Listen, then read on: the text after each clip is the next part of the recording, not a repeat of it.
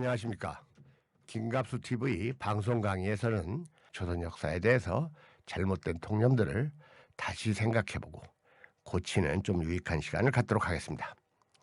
우리가 조선 역사에 대해서 심하게 왜곡된 그 가치 또는 왜곡된 정보를 가지고 있는 이유는 제가 여러 차례 얘기하지만 그 조선 역사를 집요하게 왜곡 조작해서 새롭게 쓴 조선 총독부 어용학자들의 역사를 배워왔기 때문이고, 최근 들어서 조선왕조실록과 승정원 일기와 같은 정통 1차 사료가 공개되고 그걸 가지고 연구를 하게 됨으로써 그 조선 역사에 대한 그 바른 인식이 확장돼가고 있습니다.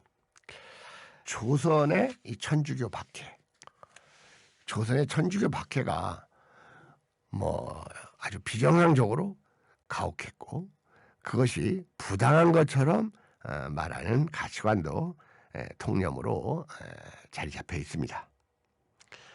자, 먼저 그 윤지충, 정조실록에 나오는 윤지충의 말을 먼저 보도록 하겠습니다. 차라리 사대부에게 죄를 지을지언정 천주에게 죄를 얻고 싶지는 않았습니다.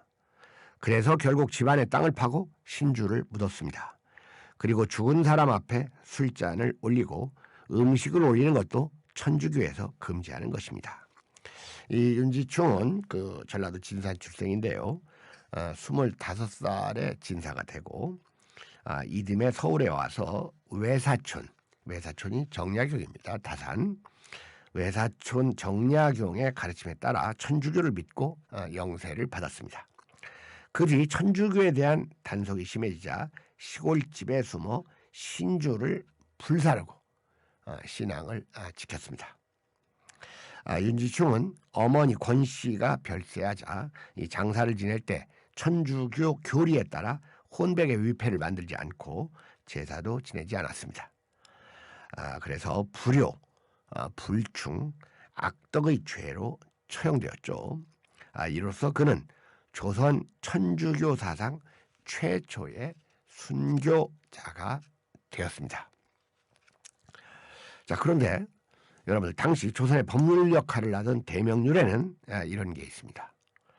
부조의 신주를 훼손한 자는 시신을 훼손한 법률과 비례한다.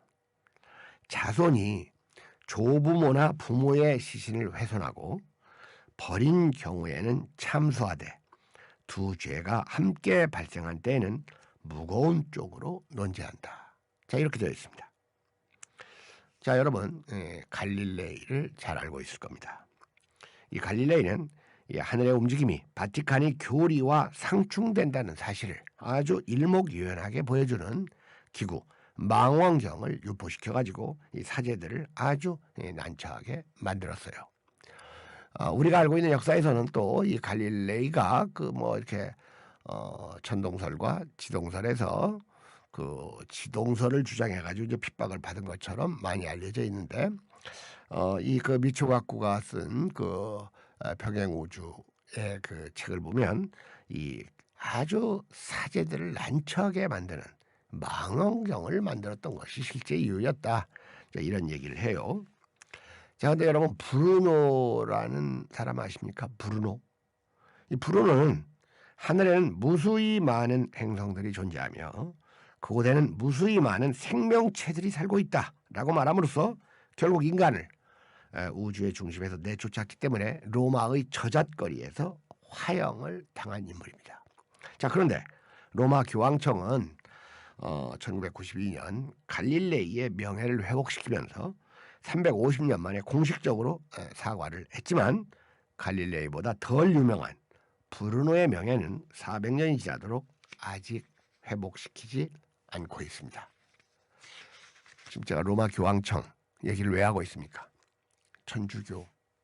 천주교니까 하는 겁니다.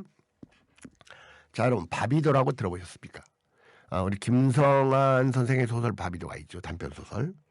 1410년 2단으로 지목되어 사용당한 영국의 재봉 직공입니다. 이 바비도는 영역복음서를 비밀리에 읽은 혐의로 분형을 당한 인물입니다. 영역 복음서를 읽었다는 혐의입니다.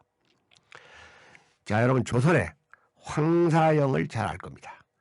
1775년에 태어나서 1801년에 처형됐습니다. 바로 이 황사영은 정약용의 조카 사유입니다. 1790년 사마시에 합격, 진사가 되고 처가의 인도로 천주교도가 되었습니다. 1794년 한국에 온 중국인 신부 주문무가 지도하는 명도회에 가입해서 이 교리를 공부했는데요. 1801년 순조 1년에 신유박해 때 이 제천의 산중에 피신해 있다가 토굴 속에서 이른바 백서를 작성했습니다. 여러분들 황사영 백서 사건 아시죠? 여기서 백은 비단이라는 뜻입니다. 자, 순조실록 10월 5일자 기사입니다. 죄인 황사영은 사족으로서 사술의 미혹됨이 가장 심한 자였는데 의금부에서 체포하려 하자 성명을 바꾸고 토굴에 숨어서 백서를 썼다. 장차 북경의 천주당에 통하려고 한 것이었다. 이는 서양국에 통하여 큰 선박 수백 척에 정병 5, 6만 명을 꾸며 보내고 대포 등 병기를 많이 싣고 와서 우리나라를 깜짝 놀라게 하여 사교가 행해지도록 함이었다. 자, 여러분, 이 황사영의 행위는 오늘의 형법으로 여적죄에 해당합니다. 외국 군대가 우리나라에 쳐들어올 것을 요청했죠. 자, 여러분, 아까도 얘기했지만 여적죄는 적국과 합세해서 아국에 항적함으로써 성립되는 범죄입니다. 현행헌법 형법 제93조에 있어요. 자, 그런데 이 여적죄의 형량은 사형입니다. 무기가 없어요. 여러분들, 조선의 천주교 탄압이 부당하고 가혹했다고 말하는 사람들이 있습니다. 먼저 우리는 사교나 이교에 대한 탄압은 문명국가라면 어느 나라나 있었다는 점을 생각할 필요가 있습니다. 물론 종교를 탄압하는 것은 현대적 관점에서 나쁜 거예요. 그러나 상대적으로 공정한 역사관을 가질 필요가 있다, 그겁니다. 제가 아까 바비도라든지 아직도 브루노에게 사과하지 않고 있는 로마 교황청, 그리고 350년 만에 겨우 유명해지니까 갈릴레이한테는 사과를 한 로마 교황청, 이런 것과 한번 비교를 해보라, 그겁니다. 조선의 종교 탄압은 서양에 비해서 현저히 약했다는 것을 알 필요가 있습니다. 정조 임금은 초기 천주교에 대해 대단히 포용적이었습니다.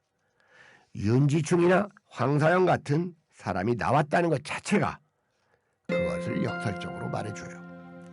윤지충의 외사촌이자 황사영의 처숙인 정약용도 사형당하지 않고 유배형에 그쳤습니다. 자, 여러분 생각해 보세요. 만약 그 시대에 조선 사람이 이탈리아나 영국 같은 데 가서 십자가나 바이블을 불태우고 성모상을 파괴했다면 어떻게 되었을 것 같습니까? 반대로 생각해 볼 필요가 있습니다.